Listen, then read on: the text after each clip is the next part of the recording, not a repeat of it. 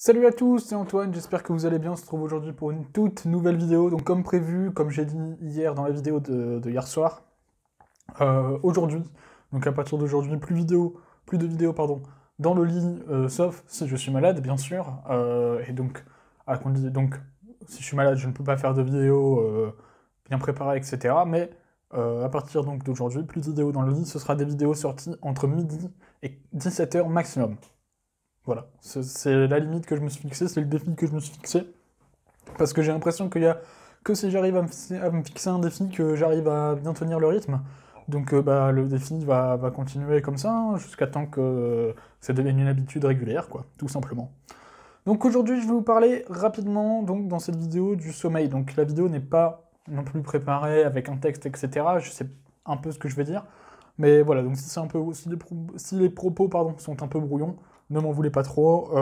Et je vous invite également à aller voir d'autres vidéos qui parleront du sommeil, qui en parleront peut-être un peu mieux que moi sur ce sujet. Donc le sommeil. Qu'est-ce qu'on va dire sur le sommeil? Donc déjà, en ce moment, je ne dors pas très très bien.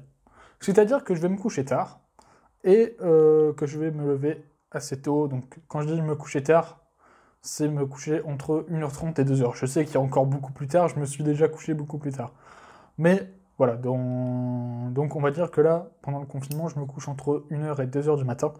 Et le lendemain, je me réveille à 7h du matin. Donc autant vous dire que 5 heures de sommeil, euh, c'est très très peu. D'ailleurs, bah voilà, on va commencer par ça, par le temps de sommeil. Quel temps de sommeil il faut à peu près pour être en forme le matin et toute la journée qui suit, pour être avoir beaucoup d'énergie, etc. et de la motivation. La plupart des gens, donc je pense que plus de 50% des gens, ont besoin d'environ entre 7 et 8 heures de sommeil. 7 et 9 heures peut-être, voilà, entre 7 et 9 heures de sommeil. Moi, je pense que j'ai besoin entre 7 et 9 heures de sommeil. Sinon, après, je suis assez fatigué. Et la grande majorité, on dit la plupart, c'est 8 heures de sommeil. C'est vraiment le top du top. Ensuite, il y en a très peu, mais quand même, qui ont besoin de plus de 10 heures ou plus de sommeil. Donc ça doit être un peu galère à faire, quoi. Et il y en a qui ont besoin de 6 heures de sommeil ou moins.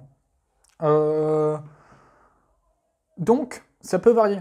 Hein. C'est-à-dire qu'aujourd'hui, moi, je suis pas là pour vous dire «Ah, tu dors 6 heures, etc. C'est pas bien». Non, non, si tu dors 6 heures, mais que le lendemain, t'es en forme, t'es énergique, t'es prêt pour ta journée et que tu passes une journée où t'es assez productif, etc., il n'y a pas d'horaire de sommeil fixe, tu vois. Il y a juste ta tranche horaire que tu dois trouver. Comment tu fais pour trouver cette tranche horaire euh, d'heures de sommeil à laquelle tu dois dormir? Donc, si tu as besoin de 6, 7, 8 heures, 9 heures, 10 heures, 4 heures de sommeil peut-être, eh bien, la seule solution, c'est de tester. Moi, aujourd'hui, il n'y a aucun spécialiste, je pense, qui va pouvoir vous dire, rien qu'en vous posant des questions, de combien d'heures de sommeil tu auras besoin. Ce qu'il faut, c'est tester. Tu testes une semaine ou deux où tu dors simplement, où tu dors simplement 6 heures, puis 4 heures, puis 5 heures, puis 7 heures, puis 10 heures, etc. Et tu vois dans quelle tranche horaire tu te situes et dans quelle tranche horaire tu es le plus énergique, tu es le plus motivé, tu es le plus organisé, où tu vis ta meilleure journée. Tout simplement. Pour moi, c'est la seule solution que tu dois utiliser pour trouver la bonne tranche de sommeil dont tu as besoin. Moi, personnellement, je pense avoir besoin de 8 heures, mais je sais que je peux avoir besoin de moins. Parce que j'ai déjà essayé d'avoir moins de sommeil. C'était pendant la période, donc cette année. Avant, il y avait une salle de musculation, donc c'est Basic Fit, qui était ouvert 24 heures sur 24, donc qui était ouvert également la nuit. Et donc moi je comptais m'entraîner, car je n'ai pas le temps de m'entraîner le soir en rentrant des cours, etc. Je comptais m'entraîner très tôt le matin. Donc je me levais au fur et à mesure à 5 heures, et le but c'était de monter cet horaire pour me lever à 4 heures du matin. Et je me suis aperçu que en me couchant à 22 heures et en me levant par exemple à 5 heures du matin, eh bien je n'étais pas fatigué.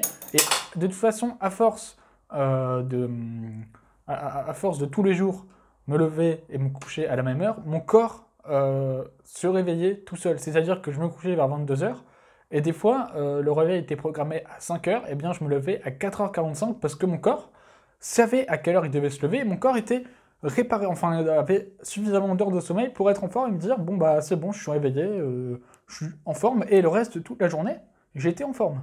Donc encore une fois, les heures de sommeil, ça varie vraiment en fonction de chacun. Après, je pense que si vous dormez moins de 4 heures par nuit, là ça devient un peu compliqué quand même au niveau des problèmes de santé, etc. D'ailleurs, dans le Miracle Morning, il y a l'auteur Hal Elrod qui dit dans son livre à un moment donné, je sais plus à quelle page, mais en gros, il dit qu'il s'est entraîné et tout ça de se lever, de dormir genre 2-3 heures par nuit, et que selon lui, tout est psychologique et il n'y a pas besoin, donc tu peux dormir comme tu veux, genre 3 heures par nuit, tu vois, par exemple. Moi, je ne suis pas tout à fait d'accord avec Hal Elrod, hein.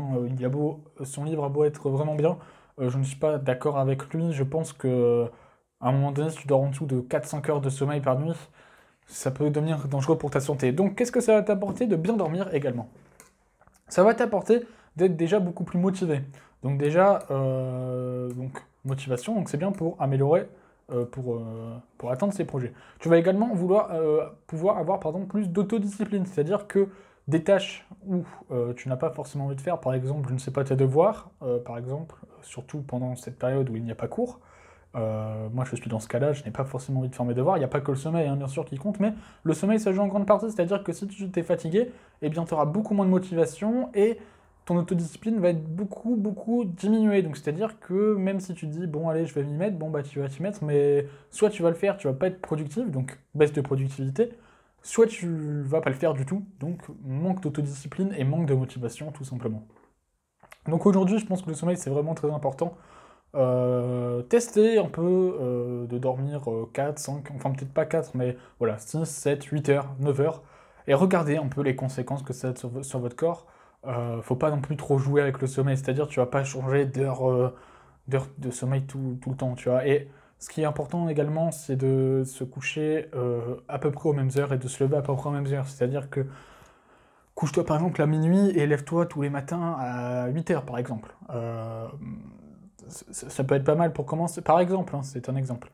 Également, je me suis aperçu, moi, personnellement, dans ma propre expérience, que au plus je me couchais tôt, j'avais beau me lever tôt le matin, j'étais moins fatigué. Donc imagine que je dors un cycle de 8 heures, par exemple. Si par exemple je me couchais à 8 heures et que je me réveillais à 9 heures, à minuit, pardon, et que je me réveillais à 8 heures, j'étais plus fatigué que si je me réveillais à 22 heures, que si je m'endormais, pardon, à 22 heures et que je me réveillais à 6 heures. C'était dingue. Donc, au plus tu te couches tôt, moins tu seras fatigué le matin. Quand tu te lèves, peu importe la tranche horaire de sommeil que tu auras choisi, ça c'est de ma propre expérience. Peut-être que c'est différent encore une fois par rapport à tout le monde. Donc, ce qu'il faut encore une fois, c'est teste à chaque fois 2-3 semaines. Regarde ce qui t'arrive, etc. Au début, ça va être peut-être compliqué. Si tu as l'habitude de dormir 10 heures et que tu testes 8 heures, bien, ça va peut-être être compliqué au départ. Et puis, tu verras qu'au bout de 2-3 semaines, ça ira tout seul. Après, si tu as déjà une bonne tranche horaire et que, avec la tranche horaire que tu as de sommeil, si tu es vraiment très bien dans ta vie, etc., ne change rien du tout. Change vraiment que si c'est nécessaire. Voilà, ne change pas juste parce que je te dis de le faire. C'est simplement si tu as des soucis de sommeil. Je n'ai pas de soucis, par contre, d'insomnie. Donc, je ne peux pas vous parler des insomniaques. Je ne sais pas trop comment ça se passe, pardon. Je pense qu'il doit y avoir des livres ou des vidéos qui parlent un peu de ce sujet.